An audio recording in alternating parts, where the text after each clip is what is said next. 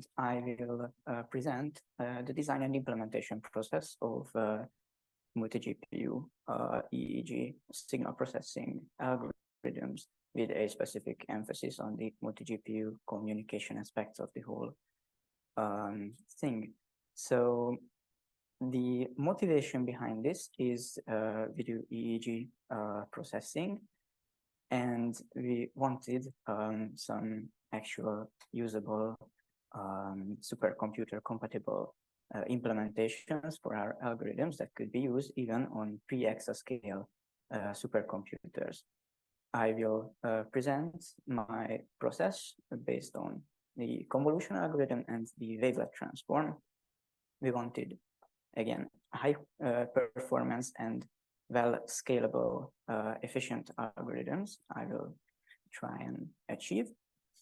A bit of context. So EEG, or electroencephalography, is kind of modern way of brain research, brain imaging, that provides us with measurement data with high temporal and spatial resolution about processes in the brain. As you can see in the measurement apparatus, we work with several measurement electrodes, which will be represented as channels in the algorithms later. And because of this, we are always dealing with a really high amount of data in the gigabytes range. And basically, to perform any kind of serious scientific exercises on this data, we always need to pre-process the raw measurement, which takes a lot of time. And I mean hours or days even for group measurements.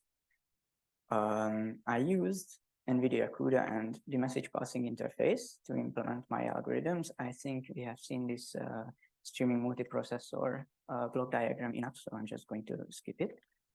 This is actually how the A100 GPU card is built up of those streaming multiprocessors. We are dealing with a high level of parallelism in a single GPU already, but the large number of data requires even more kind of power for our needs. And on the long term, a bit of a top-down view on the actual pre-processing pipeline we are trying to implement. It consists of several stages that all perform some digital signal processing on the data, making it more and more kind of user-friendly or machine learning algorithm-friendly. And from these, I want to talk about wavelet transform and convolution. Convolution is a very basic operation in signal processing. It is very important. And wavelet transform is built based on convolution. So, and it is widely used in these signal processing tasks. So a bit of background about the wavelet transform itself. It is a time frequency analysis method that was created specifically to counteract the shortcomings of Fourier transform-based approaches. It is defined with the following convolution integral, where this psi represents a basis wavelet, which acts as our convolutional window. In our case, we use the Morley basis wavelet, which is defined as a complex sinusoid dampened by a Gaussian back curve, because it is really simple to make the specific frequency scaled versions of this basis wavelet, because the operation essentially does this convolution for each specific frequency that we are interested in analyzing, that is actually represented by the inverse of frequency, the period of time in this integral. And we need all the basis wavelets for all frequency components that we actually want to observe.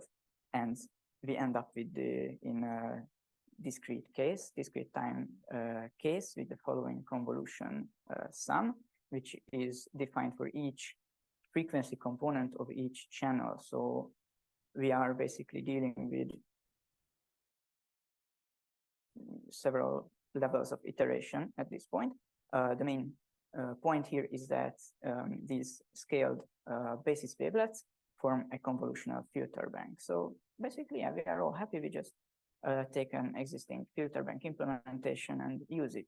Of course not, because the wavelets are significantly longer than what we may use for simple convolution. So adding the channels and the frequencies, we end up with this simplified pseudocode for an algorithm. One might call it a naive implementation. From now on, I would just refer to it as implementation for simplicity, where we have to basically sample the frequency domain based on the kind of frequencies that we are interested in. So we get as hyperparameters the maximum frequency, minimum frequency, and how many components we are interested in, and that will give us a total complexity of around cubic if we consider the length of the basis wavelet is only only depends on the sampling rate. And when we do measurements in real life, we usually keep the sampling frequency constant. So I will assume that it is cubic. If we observe that our result element is actually independent of any other result elements, which means that the whole inner loop can run completely independently from one another, which makes mapping our threads to elements in the problem rather simple, because of course the two main concerns when we are designing GPU algorithms is how do we map the threads to the data that we have, and how do we map the data into the GPU's memory. Now, CUDA allows us to create even 2 or 3 dimensional grids on a higher thread hierarchy level. I kept both my input and output a 2-dimensional grid where I store the result as a single channel in a row of a matrix. I specifically did this for, of course, the added simplicity. It is simpler to reason about. And since every item in the result is basically their independent thread, it is up to the GPU scheduler how fast it will run, basically. Our memory usage was a bit more of a concern because the basis wavelet doesn't fit in the programmable L1 cache of shared memory. So I had to use global memory for everything. I did one simple and easy kind of optimization. I generate my basis wavelets on the GPU as a separate kernel. And basically, to the more interesting part, how do we communicate this data? So we need to distribute the problem to several GPUs. We assume that on a single GPU environment, we have already saturated our computational capacity. And we require more computing power. I used the CUDA over MPI, which is standard message passing interface API calls that can be used to copy from GPU DRAM into another GPU's DRAM. We kind of skip a part when we communicate between GPU memory and host memory. There are several problems with MPI. I stumbled upon a very specific case. My problem size was just too big. And the interface of MPI is built around 32-bit signed integers. And if we give it an index, that would be a negative number. If we interpret it as a 32-bit signed integer, it will completely segfault the system. So I had to implement my own kind of avoidance strategies and manually implement certain collective communications with point-to-point asynchronous MPI. The main part when it actually arose this problem is this I'm just the controller is this first distribution scheme that I basically took the whole data buffer and divided it into segments. And this way, we can actually give the problem to basically an arbitrary amount of GPUs. However, we need to provide a certain overlap to ensure the numerical correctness of the convolution operation. This means that we are communicating a bit of unnecessary data, but for small convolutional filters or windows, name it, it is acceptable. And yes, very important, the number of GPUs that could be used for this problem isn't bound by the algorithm design. And I use this for my convolution schema. Now, this algorithm is a true for all, because if we omit this second outermost for loop, we end up with convolution. So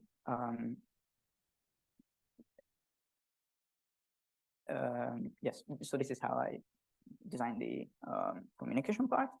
It wasn't really good for wavelet transform because might sound like a broken record. The wavelet basis wavelets are long, and this overlap gets increasingly bigger and corrupts the whole scheme altogether. So I had to reside back to this channel-based distribution approach, which means that I had to bound the number of GPUs by the number of channels. However, there are some trickery that we can employ.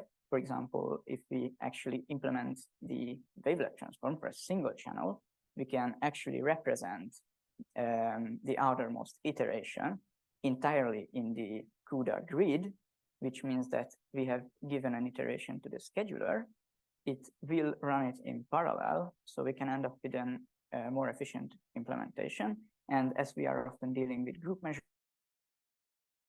measurements, we could always just use data from multiple subjects. I have measured performance and scalability of the implementations.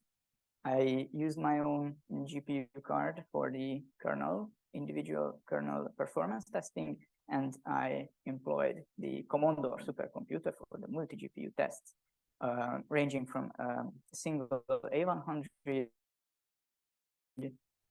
all the way to 16 A100, which is 4 nodes.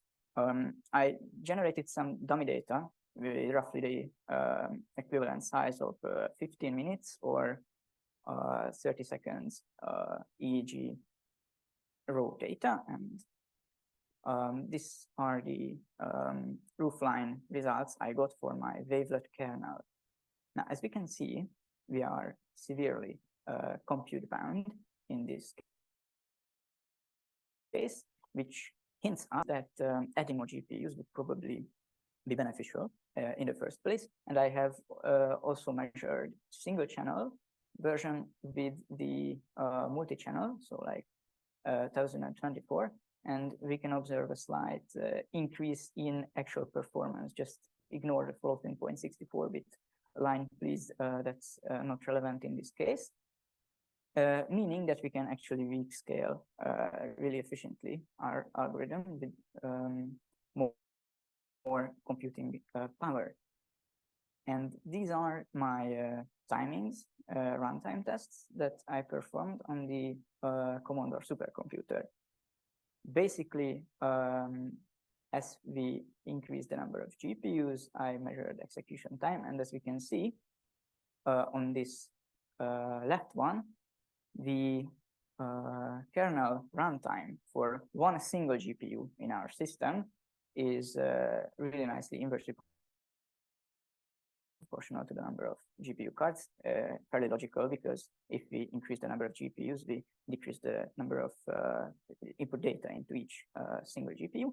And in this case, the communication overhead compared to the actual runtime of the algorithm is so minuscule that we have completely hidden the communication time in our algorithm, which works until the individual execution time gets so minuscule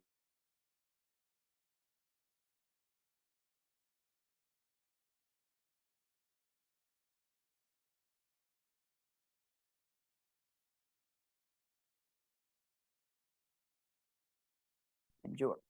For convolution, it is a much simpler operation. It has one less iteration steps, which means that our kernel is actually nicely on the edge of compute and memory boundedness in our roofline model. This is a nice place where we want to be. And I have actually measured for more channels. We also increase performance by adding more channels, which means that we can also weak scale this algorithm as well. However, the communication time is dominant. So our total execution time from the first communication to the last communication is basically invariant. It doesn't really matter how many GPUs we add into the system. We couldn't really get more performance out of it. With the single kernel, it does scale really well, which ties into the whole entire goal of this on the long term, as we want to put these algorithms in a pipeline. And if we could find one uniform distribution scheme for our whole pipeline, we could do one single communication, and then the individual GPUs could just work on their own data, and then we reduce back the results, which means that these algorithms can be used efficiently in our case. And as I said before, MPI is a serious limiting factor in these problem sizes. Like 2 million items for an input makes several billion items of an output, like 80 gigabytes. We couldn't really distribute it using MPI, which ties into our further plans, which are the complete elimination of MPI in favor of NV-Ashman, NCCL, and distributed file system reading, which will basically completely remove the need of communication, and we could use more GPUs independently of each other. And if we integrate the rest of this pipeline together, slight inefficiencies that could be seen, for example, with this measurement result, are going to completely disappear, because we will have one distribution, and everything will work on their own. And if, for example, an ICA decomposition takes a minute, then a couple of milliseconds of communication is kind of minuscule compared to this. And not to mention, my last thought is basically that I was talking about scalability and measurements in the range of milliseconds and a couple of seconds. Now, wavelet transform for this problem size on my specific machine took like half an hour. So it is all in all a huge improvement compared to our sequential, traditional MATLAB-based approaches. And thank you for your valued attention. Thank you very much, Bálint. It was a very nice overview, and I really like the part that you presented also the dark side of the yes, the development. A specific subsection of the dark sides. Yeah, because I had to employ all sorts of trickery with the command door that were discussed in a previous talk. Yeah, but I think it's an important issue for the GPU day to show that not everything is polished and shiny, but yes. But there are many other things, because this is how we can learn more. So time for questions.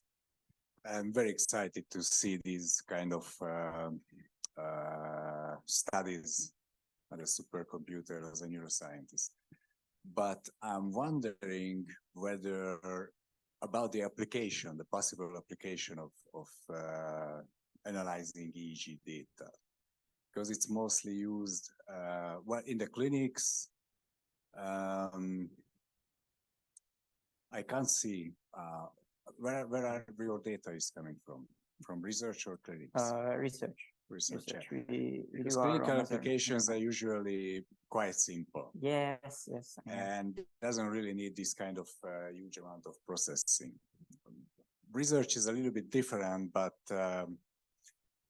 that's special because you don't have that much of samples, subjects, etc., etc. Yes. So how can you see the future of this? Well, we hope that if there is like a reasonably well working fast GPU implementation of these EEG processing algorithms and tasks, maybe hopefully more people will actually do some research about this, and it will kind of induce demand. All in all, these signal processing algorithms can actually be used anywhere. So wavelet transform is used in audio, in image processing. This is one side. Of course, we want to create a real EEG specific one. Then, yeah, it's for research purposes at this point. Yeah, but can you imagine that all labs or maybe clinicians will use the supercomputing for data analysis of this kind? I hope so. I don't assume. I don't assume this is kind of going to expensive. happen, right? Can I answer that? So even a small study, let's say 30 subjects with MATLAB runs for 2 days. If you really want to do proper analysis, so we can go down to a couple of minutes. So that's a big thing. And there are databases. There's one particular one where I think now they have over 6,000 subjects measured and 3 or 4 experiments per subject. So if we want to do really big studies, not just 30 subjects, and this is a clinical thing, then large population statistical studies is just unimaginable with current MATLAB-based toolkits. So no, it's not for every day. Every day will always be MATLAB because that's what they want. So it's very good to hear that you are working on a problem which is, just to remove the second queue of the patient's treatment, waiting for the result. Okay, and also if sleep research is useful, the EEG, because for there you have 1 gigabyte or more per person, because you have 8 hours of data with 256 hertz sampling rate. So yeah, what I was trying to get to in the end of the presentation. So this result from wavelet transform is like 65,000 data points, which is 30 seconds. Now, as I said, I barely could have waited the execution time on my own computer. It took so long. So I think if we just increase the the data collection time, the measurement time, it hopefully opens up the possibility to actually do the previously mentioned sleep studies efficiently, like in a matter of minutes. Thank you for the nice talk, and especially for the parts where you highlighted the difficulties of the programming. So I'm wondering on the applications, so whether you do some online analysis with streaming data, or whether you do it offline, particularly because you told us that the size of the basis wavelet did not fit into the cache of the GPU. That can you use a different approach, like your talk was focused on convolution, and you can circumvent that by Fourier transforming, multiplication, and inverse Fourier transform. So can you improve somehow on that, or your use case limits it to doing the convolution? For the most part, for now, we do offline processing. Now, the thing is that this really was just one path to go down this rabbit hole. So I experimented with the Fourier transform based implementations as well. I actually implemented short time Fourier transform, which actually scaled terribly on multi-GPU because, well, it was the memory again. So we jumped from very long execution time to very long time waiting for the memory to arrive. In that case, streaming and in-place Fourier transform on the fly when the data is being collected, it sounds really interesting.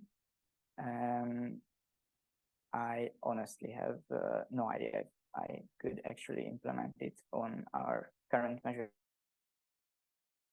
apparatus. But yes, other approaches based on actual offline yet streaming aspects of the CUDA runtime are being researched actively by me. Yes.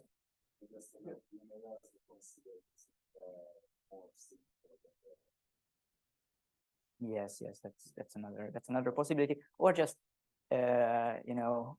shamelessly downsample the data, and then it will fit, but then we lose the precision. And if we can actually provide this high resolution image with this kind of time resolution, that we might as well just use it, because if we downsample, we distort the data,